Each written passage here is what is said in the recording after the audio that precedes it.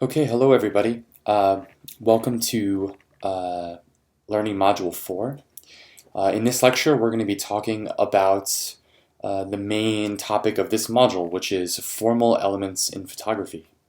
And so what we're really going to be discussing is how we can utilize some visual tools that are applicable to all types of visual art in order to create images that are visually interesting, captivating, and help us deliver the ideas that we want to convey in our images with more intention, clarity, and strength.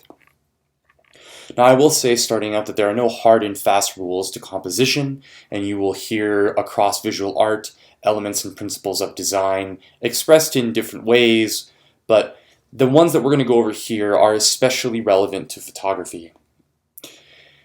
So the first thing that we're going to do is we're going to look at some photographs, and we're going to discuss how these photographs are representative of different kinds of concepts in formal element layout in images.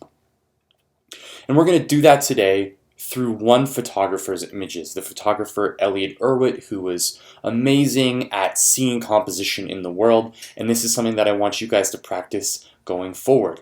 Really having intention and thought put into the way in which you set up, form, and capture images. So let's take this first image, for example, by Elliott Erwitt, one of his more famous photographs. This is in Paris in 1989 during a celebration of the 100th anniversary of the Eiffel Tower. And this image is especially popular for lots of reasons, not the least its subject matter, which of course we have some very romantic gestures being expressed in silhouettes in these characters in front of the Eiffel Tower in Paris, France, a very romantic place. But more effectively is how Elliott decided to place all of these things together and juxtapose them to make a really captivating image. And looking at it, there's lots of different elements that were laid out all together at the perfect moment to make this image wonderful. And we're going to talk about them going forward and looking at some of his other images, why this photograph was so successful. But first and foremost is that the subject matter in the image and the composition, or the way that it was laid out, what we see in the frame and where those things are, were masterfully put together. So the first thing I want to talk about, and you've probably heard it before when talking about photographic composition somewhere, is the rule of thirds. And I like to start here because it's a tool that everyone falls back on when they're thinking about photographic composition, and it actually gets overused, and sometimes it can actually make for a boring photograph. So I want you to use this carefully.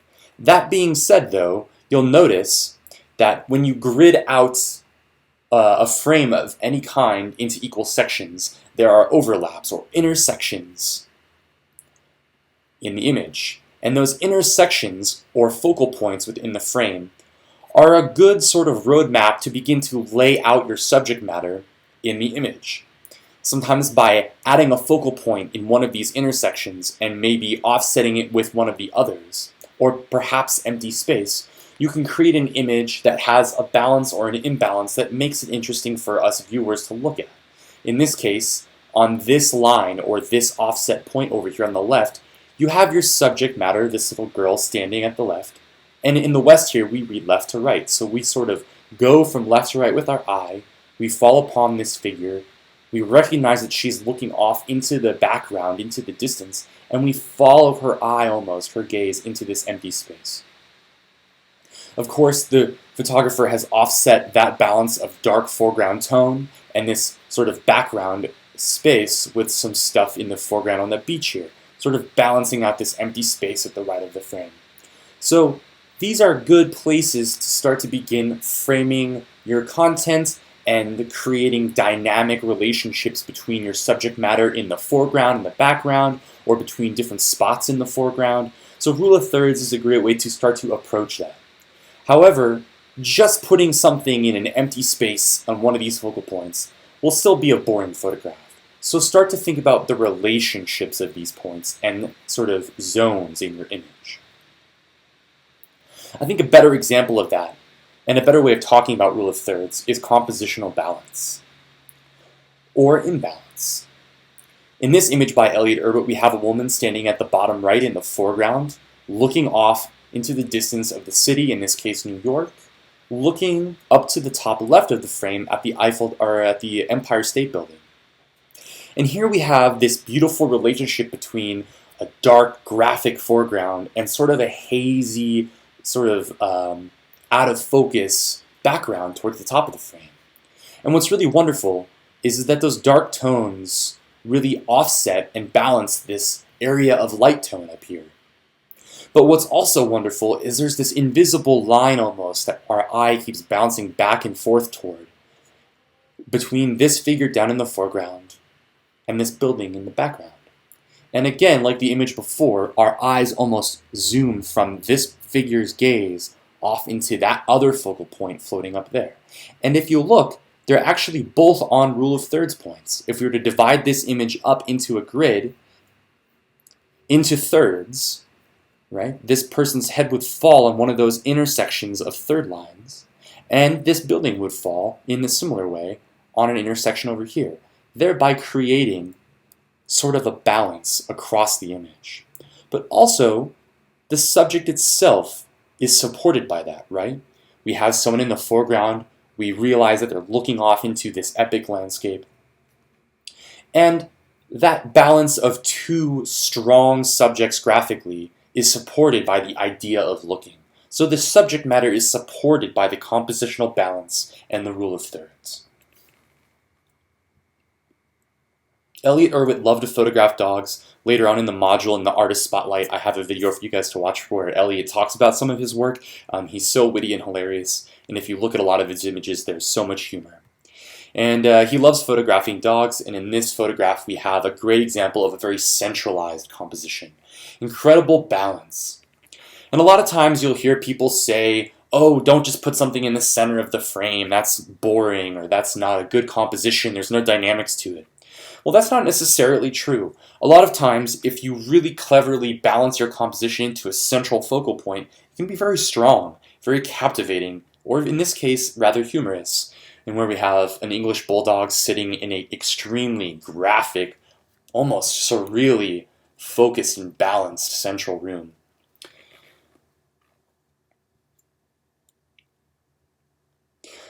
The next thing we're going to talk about is line. And line is one of those things that, almost regardless of any form of visual art, and even other types of art, performative art, even musical art, line and the idea of a line or traveling along lines in a composition is so important. In the simplest terms, you could think of a line as the path of a point through a composition or through space. And in this case, line, especially in photography, assists viewers in moving from one place to the next in an image. Here in the bottom left, again arranged on a rule of third point, Elliott is placed this young boy out of focus in the foreground in a subway car. And we follow his gaze off into the distance of this image towards the top right, taking us across from the bottom left to the top right of the image, our eyes being pulled up and to the right and from the foreground into the background with this succession of lines that come from very close near us back into a vanishing point in the composition in the distance. So these lines are being used very deliberately to focus the viewer and move the viewer's eye through the composition. And there are different ways to do this, right? If we go back to that image we just saw of the woman standing up in the building, looking off into the Empire State Building in the distance, there's a line invisible between her and that composition, right? We can follow it through the frame. Sometimes the lines are implied, right? Or they're not actually visible, but our eye moves that way anyway. In this image, right, we have so many lines. We have the horizontal lines of the railroad track being slatted down the way, compressing into the distance, as well as the actual rails themselves. So all these lines are working together to pull our eye in one direction. Here we have that repetition of line, right? We have a central line moving down the center of this composition. We have the repetition of lines in the doors and in the lines of these doctors standing rather ominously in this image and portrait of physicians in a hospital. And this repetition and use of very specific line work is creating this really successful and arresting image. It's very graphic, it's very alluring, it sucks us in because of that strong use of line pulling us from each side of the image back to the center. And that's going to move us into this repetition too, right? We can create lines in different ways. I just spoke about implied line, and here we have the repetition of shapes, in this case of human beings, being repeated over and over again into a central point in the back and center of this composition. And that repetition of those shapes creates an implied line, right? We could draw a line through this direction, through that direction, bringing us down the hallway, right? The line is implied with the repetition of shapes. Here again, an image of Eliot's daughter at the Metropolitan Museum of Art in New York City. And you have this line that's being created, but also a clever repetition of shapes, right? In these sculptures being repeated as dark shapes that are very similar to one another, and then the repetition is repeated, but rather humorously instead by this young girl who is obviously standing in opposition to these hard, dark forms. She being very light and light in tone and light in shape in comparison. So we have this repetition that is utilized as a very graphic center point that creates a flow in the image. One of the most important tools that I cannot stress enough in photography is framing and cropping. All right? Now, cropping is a type of framing, and framing is a type of cropping. Right? One happens in the camera when you choose to include things in your image and exclude other things out of your image, like Eliot has done here rather humorously. Right? That is called framing. What we choose to include and exclude from our frame is framing. How we arrange those things in our frame is framing, right? Cropping is similar, right? We can take an image, we can bring it into Lightroom, for example, or an image editor, or edit in the darkroom, and we can choose to crop things out. We can delete things from the outer edges of our image and change the shape of our frame later on with cropping. So cropping is a type of post-photography framing. But what cropping and framing really allows us to do is to control how our photograph and the things in it are perceived, right? What we exclude from our image is as important, if not more so, than what we choose to include.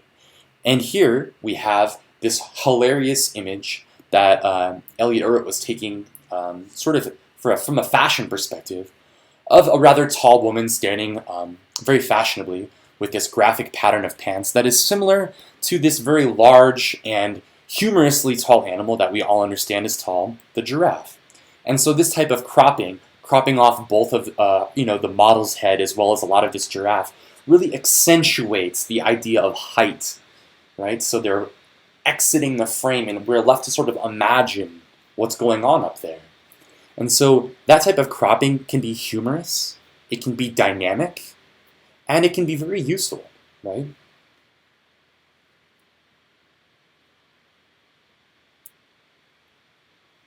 One of the things that we're going to talk about a lot in the other parts of this module in terms of editing in Lightroom is contrast. Contrast can be achieved many ways, but in its simplest form, contrast is the difference or the gamut of darks and lights, right? Or of different types of tones. And we use that word a lot in different ways to represent ideas in which there is a difference in gamut, right, from one side to the other side of something. So in the case of photography, contrast often refers to the sort of the deepness of darks and the lightness of lights. And so when we look at an image like this, where we have all of these darker tones of these men with their uniforms on and their helmets and all these deep shadows, and then in this man's glasses, the reflection of these very, very bright shapes, right? of the world that they're standing in, and of course Elliot perfectly captured in the reflection, the photographer. Right? This image is partly successful because of that deep dynamic contrast. Tones.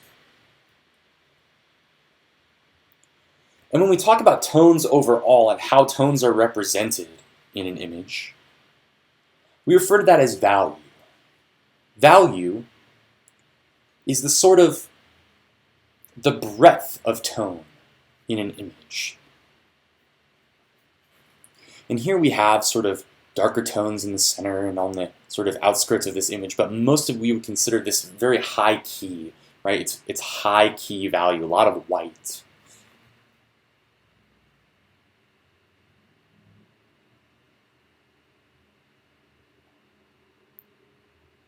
One of the next things I want to talk about is movement. And movement is interesting because when we're talking about photography or painting or drawing, movement is a strange thing to capture because we're usually talking about still images or still pictures. And in this case, we have a hilarious image by Elliot where we have someone swinging someone else around in some sort of cabaret show.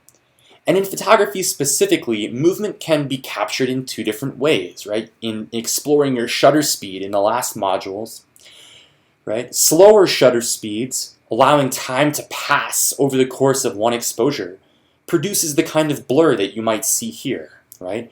That blur is really accentuating that movement, right? The lack of detail shows time passing. But a faster shutter speed might freeze something, right? Like capturing a splash in perfect detail, or someone jumping through the air in perfect detail, right? How you choose to capture movement in photography can illustrate the stoppage of time or the passing of time. It can create a unique effects when we compress it down into a single moment. We talked a little bit earlier about repetition. And when repetition happens in certain ways, we get things like patterns. And we can, of course, create patterns by repeating certain kinds of shapes over and over again. So you see here on the right-hand side, right, this dog laying on a repeated graphic pattern. And we see patterns all around us all the time, especially in the built environment. There are lots of beautifully elaborate overlaid patterns that we are surrounded by. And wonderful shapes that are created both by the natural world and the man-made world. On the left here you have, again, Elliot photographing a dog standing rather humorously on this arrow sign. And that light, bright, white shape of the arrow, when the dog sitting on top of the dark tar and the shadow being cast, creates this beautiful graphic area, right? That shape. And of course, again on the right, we can use shapes repeated to create pattern. So be on the lookout for these when you're creating images and how you can use them interestingly in your photographs. Like cropping and framing, point of view is considering the vantage point or the direction of the viewer when they're looking through the lens, through your eyes as a photographer. So when I look at this image, the success of this image is hilarious because of where Elliot decided to stand with his camera, right? A little bit to the left or to the right, it might not have been as funny. But here, of course, point of view is being considered in multiple ways. The main way, of course, talking about point of view from the photographer's standpoint, or now us viewers looking at this picture, is that we hilariously have, this man of faith or religion being rather humorously framed by this Greco-Roman sculpture in the nude, and this person being framed by this figure's legs is hilarious. And that's because of Elliot's point of view, where Elliot decided to stand with his camera. And what's great, obviously, is that in this particular photograph, we can also consider a secondary point of view, right? The assumed view of the man that we see framed by the statue, which again is where the humor of this image comes from. So be thinking about the point of view, not only of your camera and of the view of the viewer, but also the point of view of those in your image or your subjects.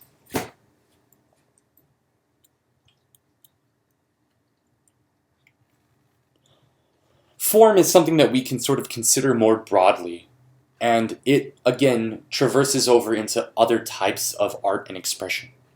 But form is the sort of, we can consider form as this way of representing dimensionality through shape, right? To take a shape and give it flatness, or to give it dimensionality, right?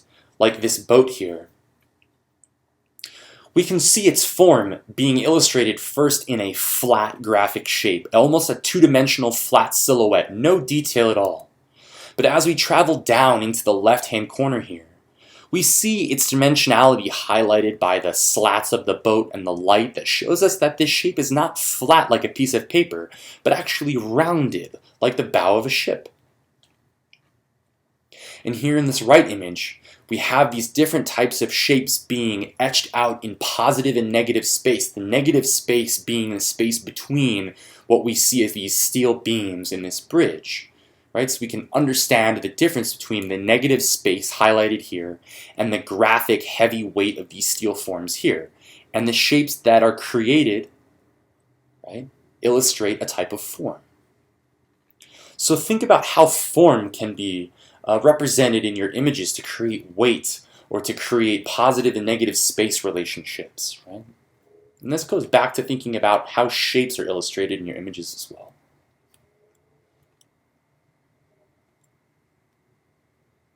The last thing we're going to talk about is probably most quintessentially related to photography. And that is the decisive moment. And that's really because that phrase itself was made popular by a very famous photographer who became famous because of his ability to see and capture instant moments that come and go with the passage of time. Photography is unique in that way, in that it can capture a candid moment that came and went, very fleeting, and freeze it forever on film in a picture. Here we have this image that Elliot snapped of a bird flying from shadow to shadow, passing through the light along this street for a moment.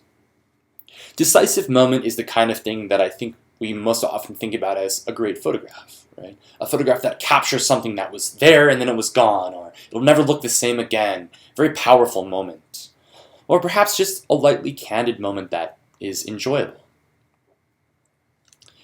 Decisive moment is one of those things that you need to be alert and present and eyes open for. Your camera has to become an extension of you, and you have to learn how to predict what's going to happen around you and react to it. It's the most photographic, formal element. So be on the lookout for these kinds of moments. Try to set yourself up in preparation for the moment, right? Oh my gosh, the bird's about to fly across the road. Here I go. I'm going to put my camera up and capture it, right? Be ready, right? Moments are happening everywhere always, right? So you just have to capture them. So we're going to stop here with our elements and principles. Later on in the assignments folder, you're going to see your assignment for this week, in which I want you to take 10 photographs that capture these elements and principles.